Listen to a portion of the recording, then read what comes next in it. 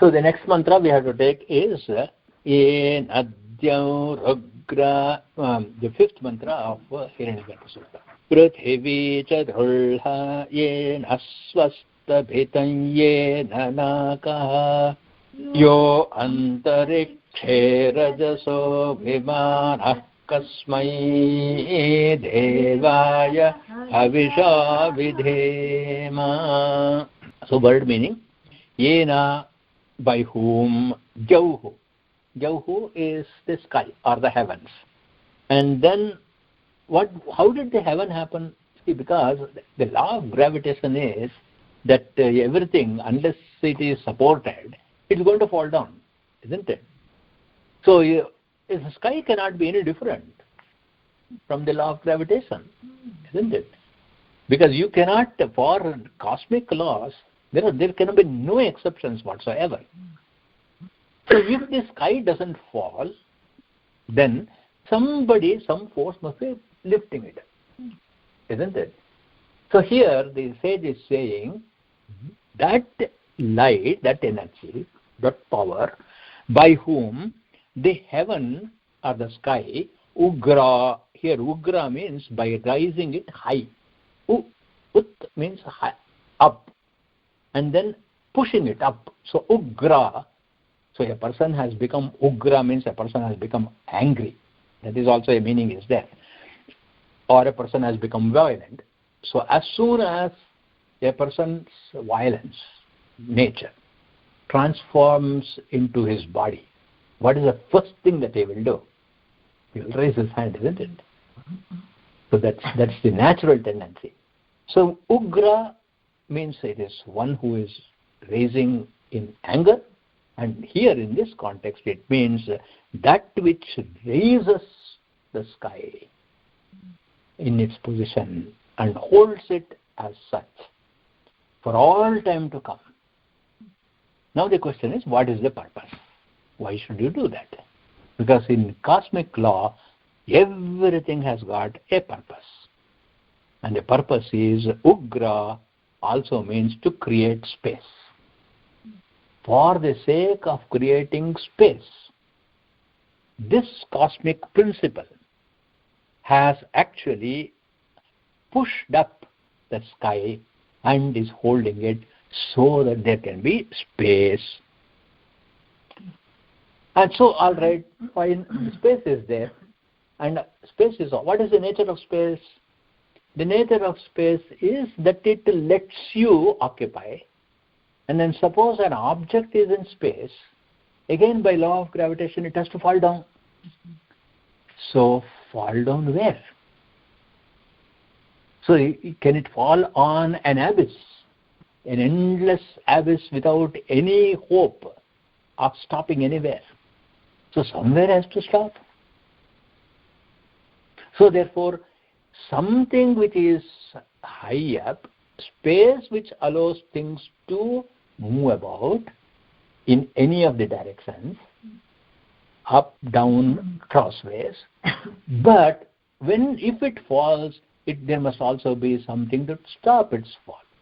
So if something has to stop its fall, that which receives the fall should be solid.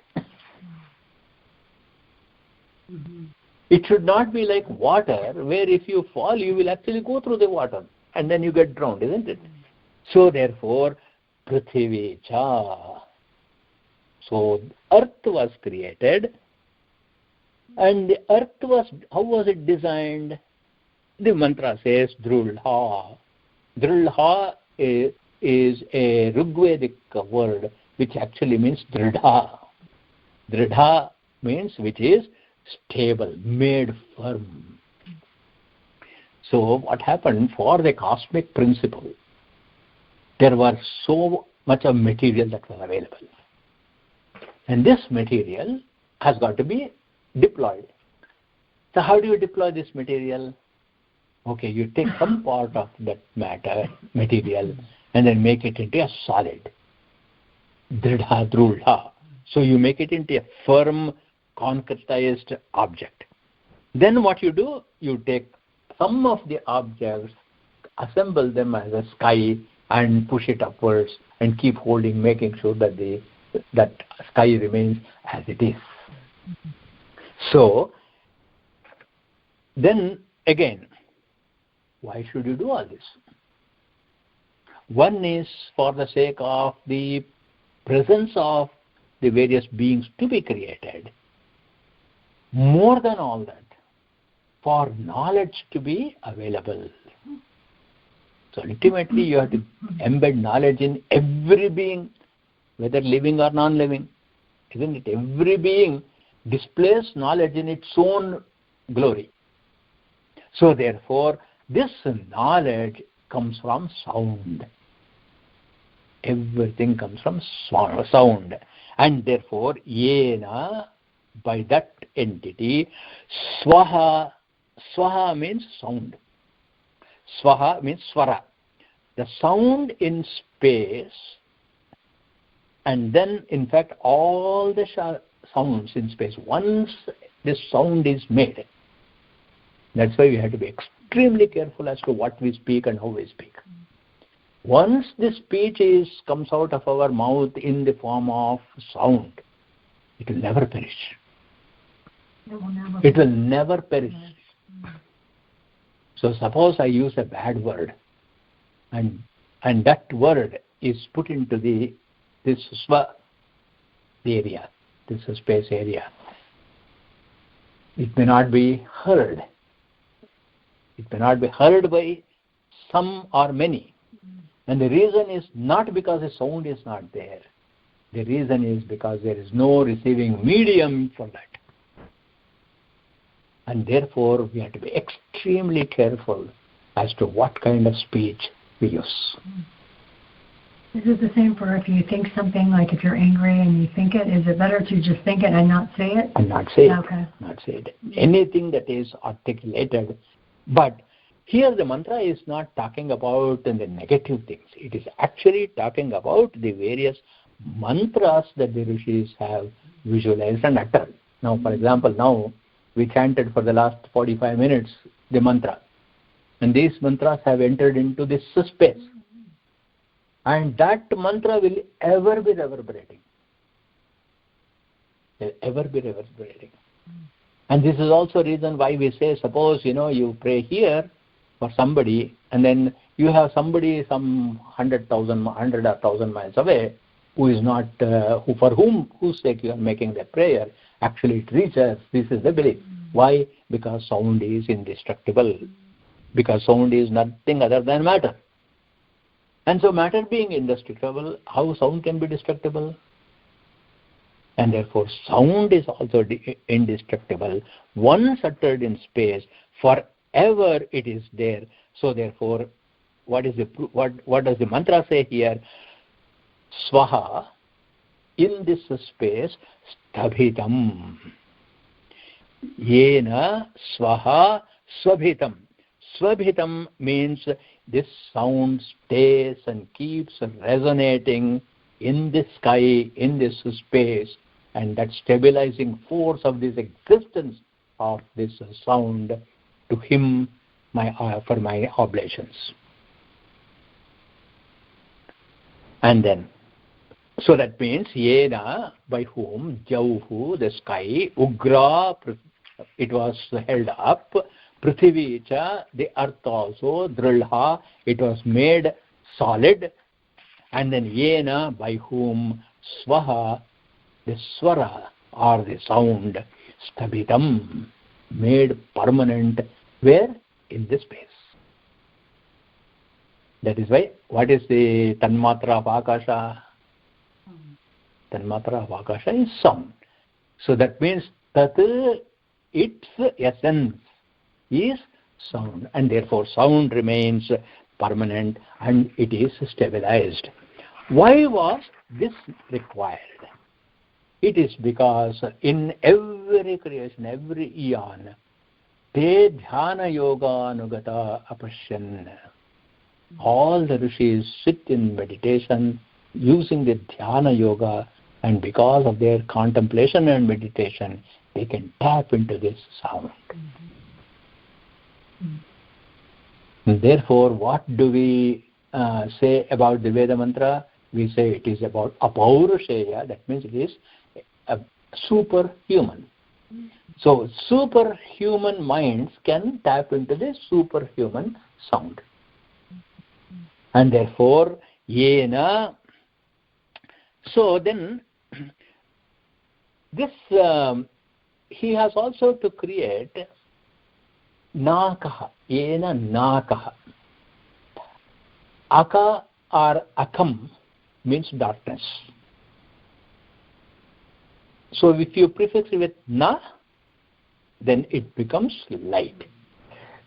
By whom nakam, this light, we can call it, you can also think contextually, the sun or the moon or any of the luminaries.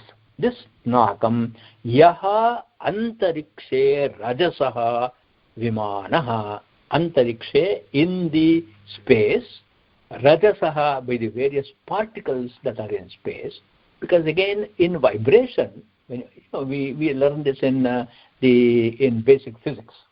See, in basic physics, how is light transmitted? By means of the particles being agitated. So the particles of the space is now agitated, and then in how is it agitated? Vimana. Vimana means measured out and distributed. So these sounds are, and the particles in the atmosphere is measured and distributed.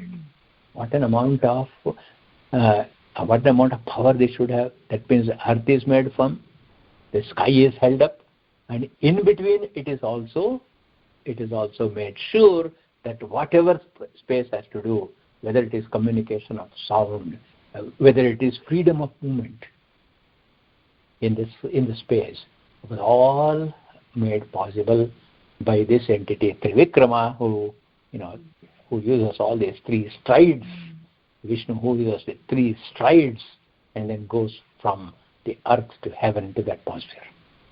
So then, therefore, in mythology, we introduce a concept of the Trivikrama idea. That is the one who takes the three great strides. So the earth was made from, it was held up in the sky, then the space was created, by whose glory the sound resonates and reverberates in space. Say, suppose I speak, unless the particles in between are resonating to the same rhythm, how can that reach you? How can that sound reach you? And how is it you are able to even listen, hear? So everything, at every point of time, yena, by whom, all this is possible, to that I offer my oblations. So this is also everywhere, seeing Ishvara everywhere, in everything. This is also the metaphysical explanation as to why we should think of Ishvara in everything, in every single sound. Because sound is the most important of all the communication. Because sound is something where you need not touch somebody. It can be communicated without contact. It's a subtle contact. And then, so in short, the Panchabhutatmaka Prapancha, that is the world made up of the five elements, consisting of the five elements, are determined into their respective efficiencies.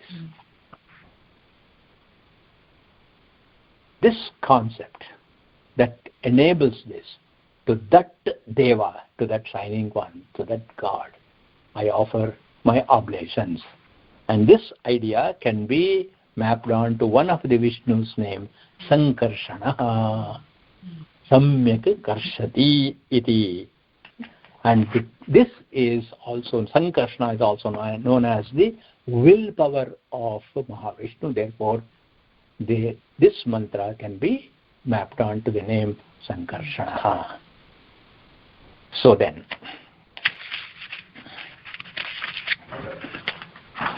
in the next mantra, whatever has been created also has to be destroyed. You cannot just create something and let it be there forever and keep on adding.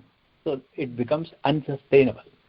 And therefore in the next mantra, what do we say? Yam krandasi avasatastabhasi abhaikshatam manasa rejamane yatradhisura udito vibhati kasmai devaya abhicha vidhema. So here, yam, to that. So whenever there is dissolution or destruction, that entity which is being dissolved, those entities which is witnessing the dissolution of something, what do? Krandasi or rodasi, they cry. So even for the inevitable thing that is happening, people have to cry. So they go into a certain amount of distress. So whenever there is distress, whenever there is sorrow, whenever there is this fear and of an imminent destruction, what is the natural body language? Natural body language is we'll hang our head down. Have you ever seen anybody who is unhappy with his head held out? So you just put your head down and then weep from the sea. Therefore he says, avata. Ava here, the root ava means downward. So you are putting your hand. It can also be taken in the context of devotion by saying, when you become really helpless, then what do you say? You put your head down in prayer. So you can take in both these meanings, because Av also means downward looking. Av also means rakshane, avarakshane. That means please protect me. In both of those, depending on what you are asking for, whether you are putting your head down in sorrow, or you are putting your head down in seeking for refuge and protection, it again is whatever is in your mind. So this tasthamane. So now tasthamane means there are two options for us. One is in times of challenge and difficulty, you can hang your head, go into a deep sorrow, and then don't come out of it. Or you can put your head down and then pray and worship. Or you can lift up your head. You can look, when you lift up your head, what happens?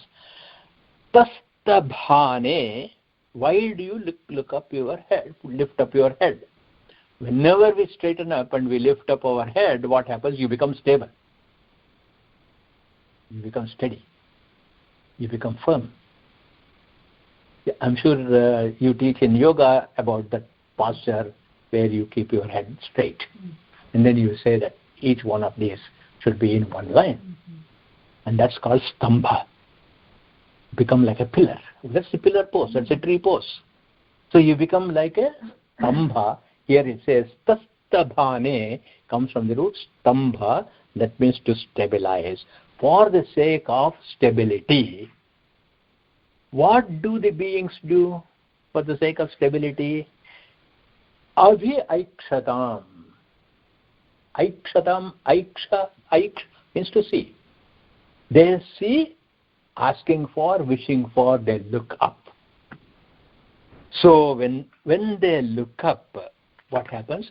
Manasa rejamane, that means the agitation that is being caused in the mind will be calmed.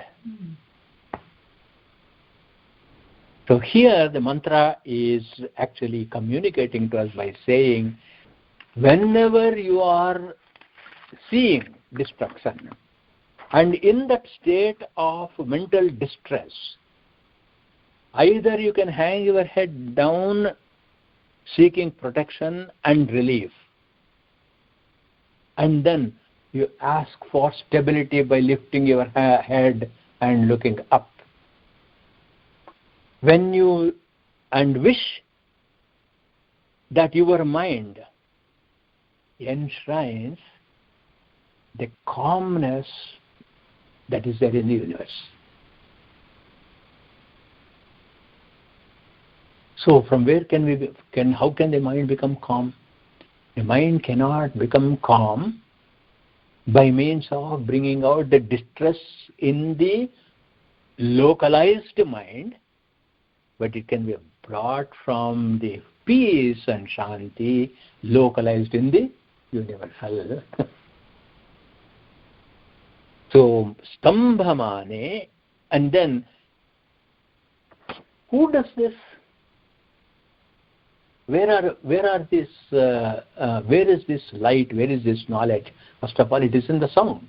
So those sounds will reveal to you if you lift up your head. And yatra, where suraha, sura means a wise man. Yatra suraha adhi uditaha has gone. When you lift, that's why the sun in Sanskrit is called Surya. So the word Surya comes from Suraha, which means wise, the wise. So this wise man who has gone to that place. So let us say Surya was anyone like us, was living on the earth, facing the possibility of destruction. He is being destroyed, in fact, every day. In fact, already half of his life is gone, and the only thing is his span of life is much longer than ours, that's all. But he is actually crumbling. But what did he do? What did he do? He looked up. He went to the place where the dhiras are there, where the powerful minds are there. And then what did he see? He stood there. He found the light, and therefore he reflects. Whoever finds the light reflects the light, isn't it? So you get knowledge. When you get knowledge, you reflect the knowledge in your speech, in your action, in your behavior, in your conduct, in your communication. So what is Surya doing? He got this illumination, and he is actually gone there and remembering all the time and reminding us all the time that you should always be looking up. Because if you look up, then what happens? The beautiful, enormous, expansive, infinite space is visible. If you look down, all the slush and the dirt and the squalor of the earth will be visible. So which one do you want to see? And therefore he is saying, to that which place a wise man goes to get his thoughts clarify, get clarity in his mind, obtain illumination, and establish himself in the stable mind, a manasthairya. To that light of the light, the Jyotisham Jyotihi,